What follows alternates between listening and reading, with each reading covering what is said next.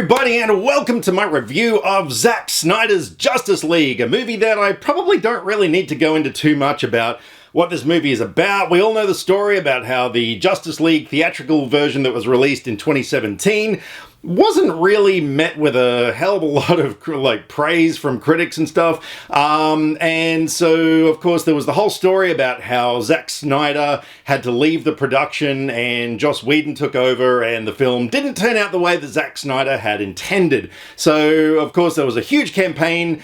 All these fans got together and said, hey, we want to see the Snyder Cut, and that leads us to here. But before I get into my thoughts on Zack Snyder's Justice League, I just want to give a shout out to the sponsor of this video, and that is Kung Pooby. So Kung Pooby is an innovative, endless action arcade video game that tests not only your memory skills, but also your reflexes. You can collect custom characters and punch, kick, and dodge your way over 3 unique gameplays, and this thing really is a hell of a lot of fun. It's brought to you by Max Jazz Games, an independent game company, and at the moment it's only available on iOS, but in the future they are looking at developing an Android version as well. So I'm going to put a link to Kung Pooby down in the description box. Make sure you check it out, download the game, and have some fun. So with Zack Snyder's Justice League, if you have seen the previous version or you know the plot, you kind of know about the plot for this one. It's essentially the same sort of thing, but 4 hours long. So this time around, we still have Steppenwolf, who has come to Earth to retrieve the 3 mother boxes to unite them.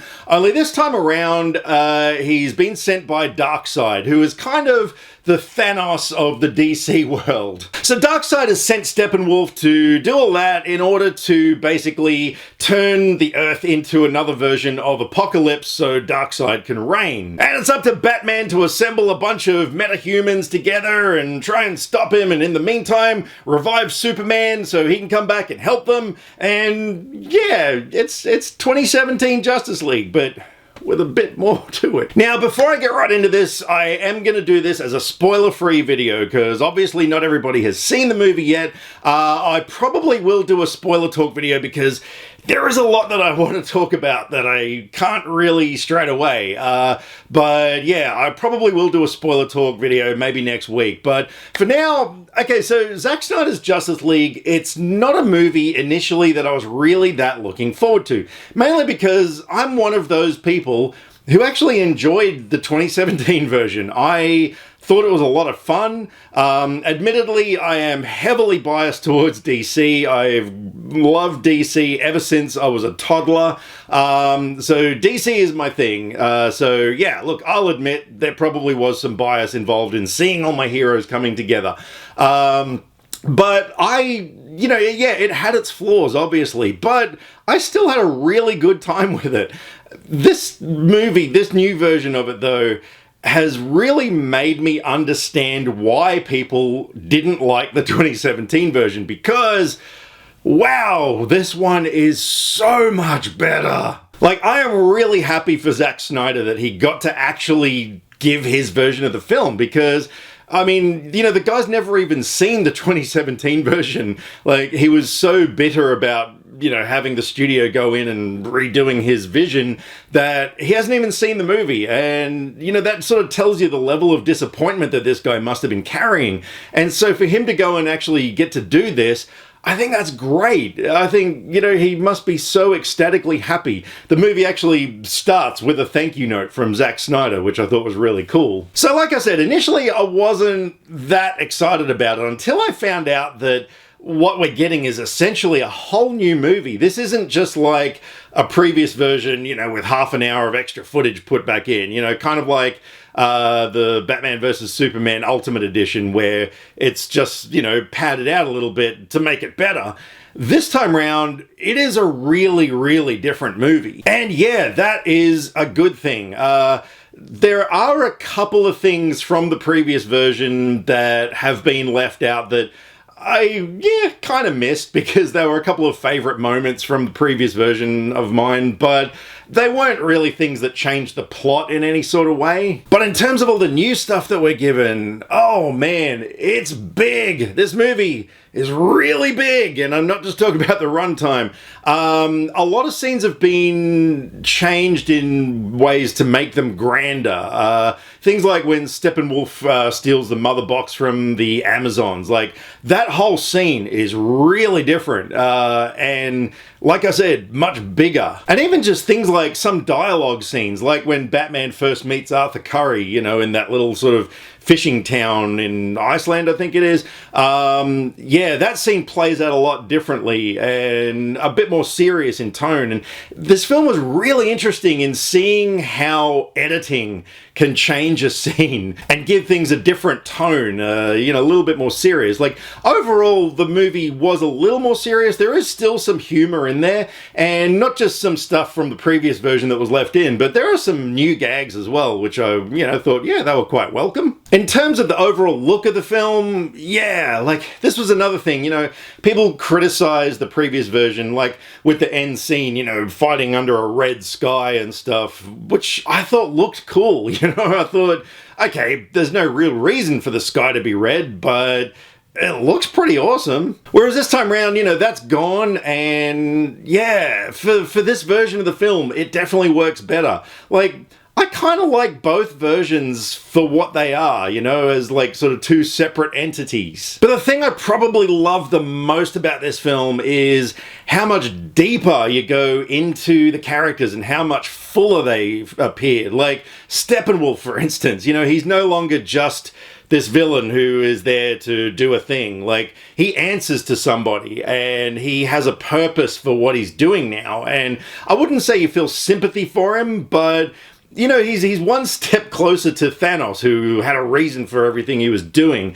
The inclusion of Darkseid was just fantastic. He was great. I loved seeing Darkseid, who, if there's probably going to be a lot of people who don't know who he is, but he's essentially Darkseid's right-hand man. Granny Goodness is in this, and again, you've seen this in the trailers, so it's not a spoiler. Although she doesn't really have a scene as such, she's just kind of there. But yeah, everybody's character was just explored so much better, particularly Cyborg.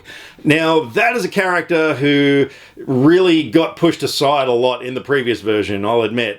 This time around, not only do you get a lot of his backstory and get to see what happened and everything, but you just get more of a sense that, you know, he feels like he is this monster creation, that he is sort of like this Frankenstein's monster who shouldn't be, and he's wrestling with his existence. It went really deep into his psyche, into his persona, and, you know, the whole sort of existentialist reasons why he, you know, needed to join the Justice League in a way. So, yeah, in terms of that, like, they did a really great job of exploring the characters a lot better. Even Wonder Woman, yeah, like her whole sort of history and story got touched on a lot more. As far as what I didn't like about Zack Snyder's version, look, the 4-hour runtime is exhausting. I'm not gonna lie. Like, yeah, it does keep you interested. It does compel you to keep watching. There's no doubt about that. But 4 hours, that is probably the longest movie I've ever seen, I think. And it does kind of start feeling a bit like it towards the end. And I do think there are some scenes that could have been taken out or trimmed down. I just think that kind of felt a little bit like padding in a way.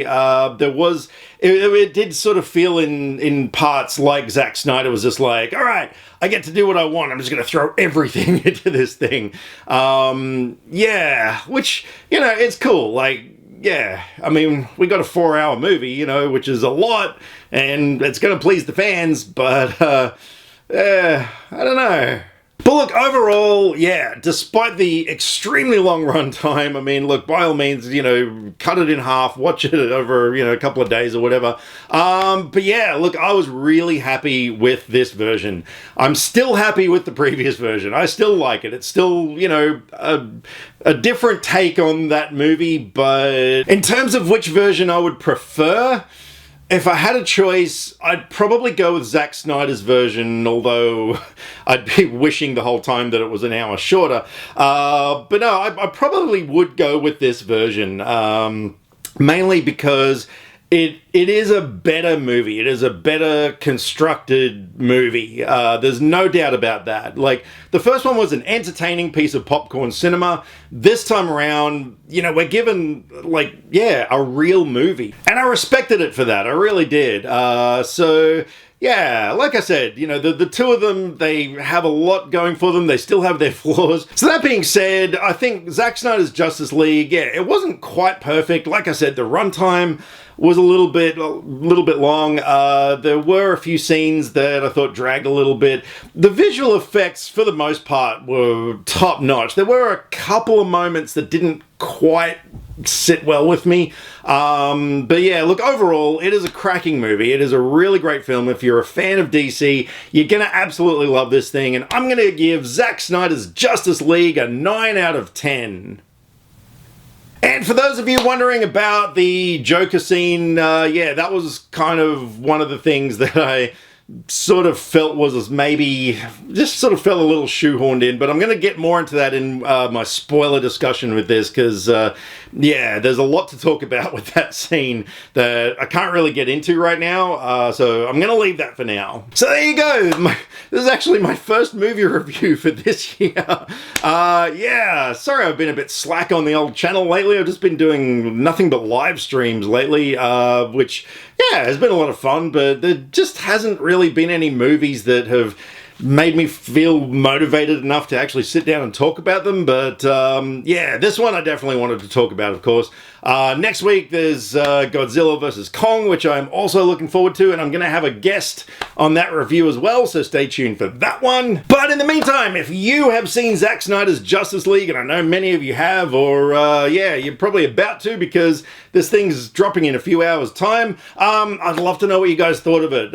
Yeah, what were some of the things that you liked over the previous one, which for many of you, it's probably the whole thing. But yeah, I'd love to know what your thoughts are, like, you know, comparing between the two movies. So fire away, drop me some comments, either here, Facebook, or Twitter. All the social media links are in the description below, because I like to talk about movies, and I would love to talk about movies with you. Catch you next time. Click subscribe to stay up to date with all the latest movie reviews. Skynet will be taking over any day now, so what have you got to lose? Nyah.